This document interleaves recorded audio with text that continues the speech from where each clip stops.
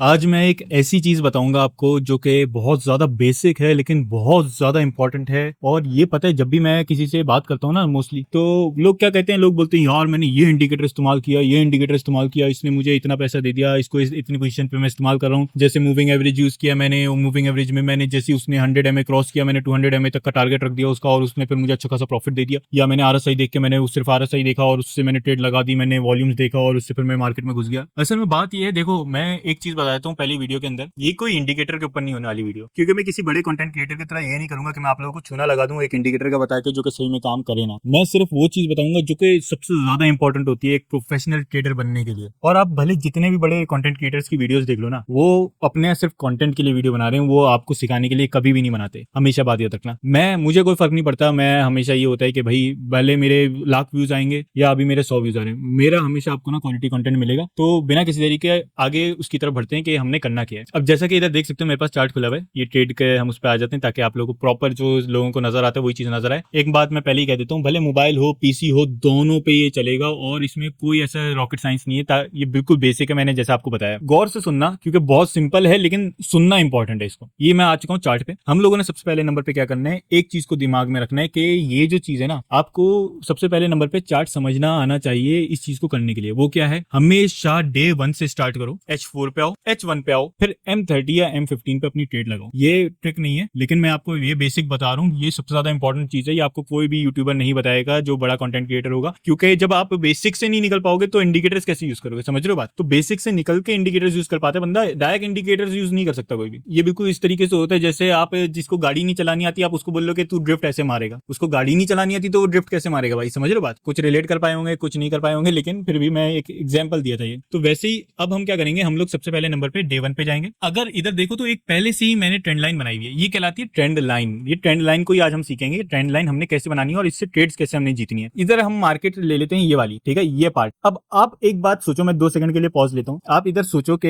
ये इधर क्या ट्रेंड लाइन बननी चाहिए और क्या ब्रेक थ्रू होता है और क्या कैसे सब कुछ होना चाहिए था, ठीक है, और कहां पे ट्रेंड लाइन बनेगी। देखो चार्ट को गौर से, समझ आया, कुछ नहीं आया, चलो H4 पे जाते हैं। तो अब इसमें ट्रेंड लाइन कैसे बनेगी, ठीक है, इसमें तो बन सकती है, वो थोड़ा ज्यादा कॉम्प्लिकेट हो गया था, लेकिन इसमें और ज्यादा डिटेल में आ गए। अब हम अगर H1 पे जाएंगे ना, थोड़ा और डिटेल में आ जाएंगे, हमें और ज्यादा क्लियरिटी हो जाएगी कि हर घंटे की कैंडल पे क्या हमारे ट्रेडिंग के लिए स्ट्रेटेजी बननी चाहिए। अब मैं आपको एक चीज दिखाता हूँ, अगर जैसे इधर मिसाल ली जाए ना, तो इसको सबसे पहले नंबर पे हमेशा अपने चार्ट को जूम आउट करो। जूम आउट करना बहुत ज्यादा इंपॉर्टेंट है, क्योंकि जितनी ज्यादा आपको कैंडल्स नजर आएंगी उतना ज्यादा फायदा। अब ये जो पार्ट, इसका हमेशा एक चीज याद रखना कि जब भी आपने ट्रेंड लाइन बनानी है, ये जो है ना दो, ये आप इसको भी यूज कर सकते हो। वैसे तो मैं रेकमेंड करूंगा ये यूज नहीं करो कभी भी, ठीक है। अब आपको ट्रेंड लाइन कभी भी बनानी है ना, तो मैं आपको एक बताता हूँ, ये वाले को सिंगल वाले को पिक करो, कभी भी डबल वाले को पिक नहीं करो, डबल वाला कुछ सही नहीं बताता। अब मुझे देखने मार्केट कहाँ पे ब्रेक होगी या कहाँ पे किधर जाएगी। तो अगर मैं इस पॉइंट पे देखूं तो मैं कहाँ पे ट्रेंड लाइन बनाऊं, हमेशा बात याद रखो, सबसे ज्यादा जो टच किए हुए डिप्स होते हैं जिनको ब्रेक नहीं किया होता, उन पे हमेशा ध्यान देना होता है। जैसे ये है, ये है, ये है, ये पार्ट है, ये पार्ट है, मतलब ये रेजिस्टेंस बन गई इधर, ये रेजिस्टेंस कहलाती है। और इसमें क्या होता है, इसमें ऊपर गई है मार्केट लेकिन इसको ब्रेक नहीं कर पाई, फिर नीचे गई है मार्केट, इसको ब्रेक नहीं कर पाई। इस वजह से क्या होगा, अगर हम लोग इधर ट्रेंड लाइन बनाते हैं इस पॉइंट से लेके, तो सबसे पहले नंबर पे हम सारे जो ऊपर के जो वो है ना पॉइंट, उनको हम टच कर लेंगे, ठीक है, क्योंकि हमें एक ऐसा पोजीशन बनाना है जो कि जैसे मार्केट जिससे ब्रेक करेगी तो हमारी ट्रेड बनती है लाजमी उसमें। इधर से हम लोग एक बनाएंगे। अब देखो इधर ये जो है ना, इसको हम नहीं कह सकते कि ये हमारा ट्रेंड लाइन के अंदर काउंट होता है। हम लोग क्या करेंगे, हम लोग जो ज्यादा से ज्यादा हमारे बने ना, जैसे ये सारे हैं, तो इनके ऊपर बनाएंगे हम लोग। और इसको आप स्टार्टिंग में बस डाल दो, लेकिन एडजस्ट बाद में आप कर सकते हो। देखो जरूरी नहीं है आपकी मार्केट जो है ना उसी के अंदर घूमे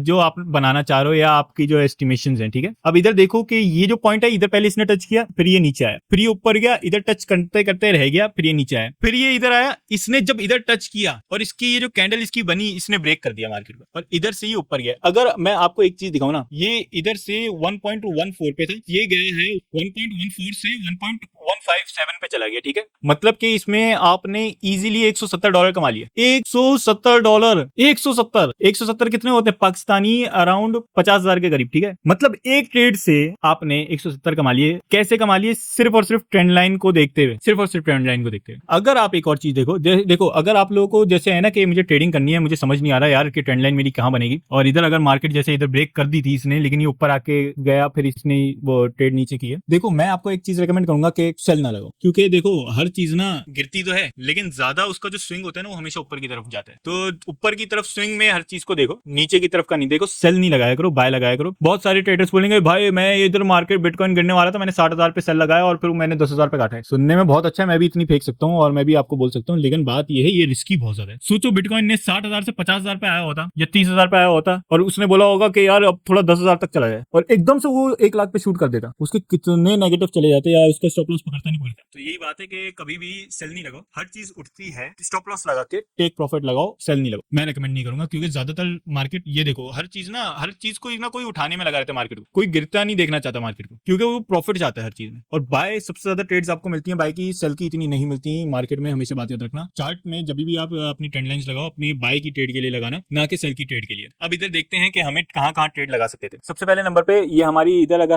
हम जूम इन करें इधर तो ये देख सकते हो आप, ये पॉइंट इधर ये जो कैंडल बनी है ना, देखो आप लोगों ने बहुत सारे लोगों की वीडियोस देखी होंगी कि ये कैंडल बनेगी तो ये मार्केट इधर इधर वो हो गया, इधर ये हो गया, ये रेजिस्टेंस की कैंडल होती है, ये इसकी कैंडल होती है। तो हर कोई अपने हिसाब से बोलता है लेकिन वो चीज सही नहीं होती, जरूरी नहीं है कि वो चीज सही हो। मैं आपको बहुत अच्छी अच्छी एग्जांपल्स भी दे सकता हूँ, जैसा कि इधर ये वाली कैंडल बनी है और ये ऊपर गई है मार्केट, लेकिन इधर तो ये वाली कैंडल है ही नहीं। अब बताओ अब क्या सोच के करते हैं, इधर तो यार कैंडल नहीं बनी लेकिन मार्केट तो नीचे आ गई ना। बात वही है कि कैंडल्स को भूल जाओ कि कैंडल्स में रेजिस्टेंस देख पाओगे तुम, ये कैंडल्स पैटर्न बन गया तो ये अब तुम्हारा हो गया। चार्ट को अंडरस्टैंड करना सीखो, जो मैं बेसिक सी चीज बता रहा हूँ ना कि चार्ट पे लाइनें कैसे लगानी है, ये तुम्हें ट्रेड्स दिलाएंगी, हमेशा बात याद रखना। सेकंड नंबर पे आरएसआई जो होता है ना, आप रिकन्फर्म करने के लिए क्या कर सकते हो, आप आरएसआई को देख सकते हो। ये मैंने आरएसआई पे लगाया हुआ 30-70 और किसी को नहीं भी आता ना उसके हिसाब से बता रहा हूँ, वरना मैं ये नहीं लगाता, मैं लगाता हूँ 15, 30, 50, 70, 85 क्योंकि वो बेस्ट है। अगर आप इधर देखो ना ये मेरा 85 को टच कर रहा है और ये नीचे आया है फिर लाजमी, ठीक है ये पॉइंट, और ये फिर नीचे अपना मेरे 15 तक नहीं गए, 30 से ऊपर फिर बाउंस किए वापस। तो आरएसआई जो होता है बहुत ज्यादा अलग चीज है, तो इसको समझना इंपॉर्टेंट है अगर आप लोग हाई लेवल की ट्रेडिंग करना चाहते हो। तो मैं एक चीज आपको बता देता हूँ, जैसे ये नीचे गई ना मार्केट और इस पॉइंट पे आपको ट्रेड लगानी है, आपको ऐसा लग रहा है कि यार इधर मार्केट बस इस पे टच किया है और ये ऊपर जाना चाह रही है, तो आप अपने आरएसआई को देख लो, आरएसआई क्या कह रहा है। अगर वो 30 पे है तो सही है, आपके पास अच्छा चांस है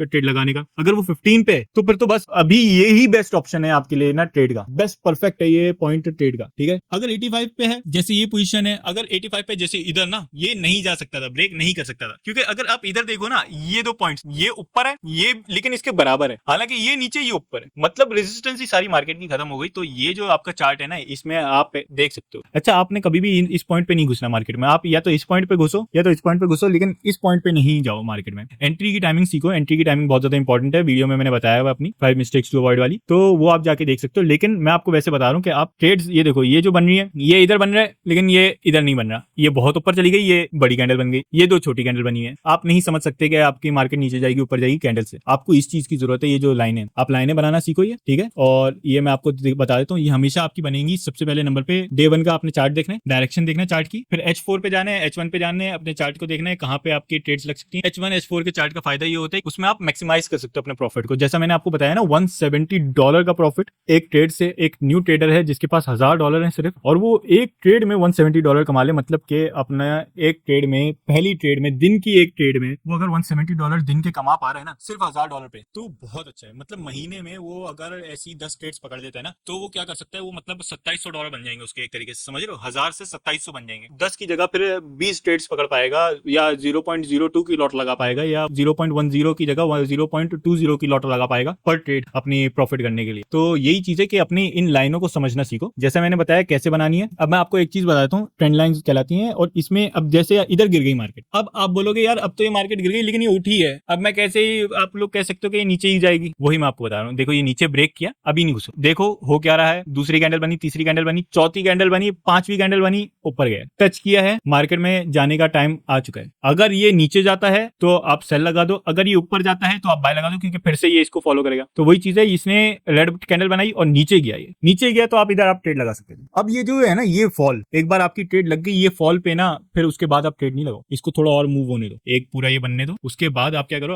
आप अपना वापस चार्ट बनाओ कि आप अपनी ट्रेंड लाइन बनाओगे कि अब मार्केट अगर ये डायरेक्शन आई है ना, मेरे पास ये पॉइंट आया, ये पॉइंट आया, ये पॉइंट आया, ये पॉइंट आया, तो इस डायरेक्शन में जाएगी मार्केट, तो इस डायरेक्शन का बना दो। अगर उसको भी ब्रेक करती है इधर से तो फिर आप इधर ट्रेड लगा सकते हो। तो वही चीज है, ऐसे चार्ट को समझना सीखो, ये लाइनें लगाना सीखो चार्ट पे। और आरएसआई को मैं सिखाऊंगा, एक डेडिकेटेड वीडियो बनाऊंगा आरएसआई पे, लेकिन ये है कि अपनी ये सारी चीजें सीखो, इंडिकेटर्स पे डिपेंडेंट ना हो, क्योंकि ये बेसिक चीज है और सबसे ज्यादा इंपॉर्टेंट चीज है। लाखों लोग आपको इंडिकेटर इंडिकेटर्स का बताएंगे, बड़े बड़े कंटेंट क्रिएटर्स आपको इंडिकेटर्स का बताएंगे, लेकिन भाई वो आगे की चीज है जो पहले बंदा सीखना चाह रहा है या किसी की ट्रेड्स खराब जा रही हैं, वो क्यों जा रही हैं, वो जा ही इस वजह से रही हैं आप अपना चार्ट ही नहीं समझ पा रहे, बात ये है। और वो कोई नहीं सिखा रहा क्योंकि वो बेसिक है, बेसिक चीज ही सिखाना तो सबसे ज्यादा इंपॉर्टेंट है। टीचर का काम ही होता है कि वो बेसिक चीज सिखाए। पैसे बनाने वाले बंदे का काम ही होता है कि वो बात ऐसी बोले कि अट्रैक्ट करे, ठीक है। मैं वो बात नहीं कह रहा जो आपको अट्रैक्ट करेगी, मैं आपको वो बात कह रहा हूँ जो आपको पैसा कमाने में मदद करेगी, आपको ट्रेड करने में मदद करेगी। देखो मैं ये नहीं कह रहा कि मैं बहुत करोड़पति हूँ, लाखपति हूँ, मैं आपको सिंपल सा सिखा रहा हूँ। टीचर की कोई वैल्यू नहीं होती, टीचर के ज्ञान की वैल्यू होती है, उसकी वैल्यू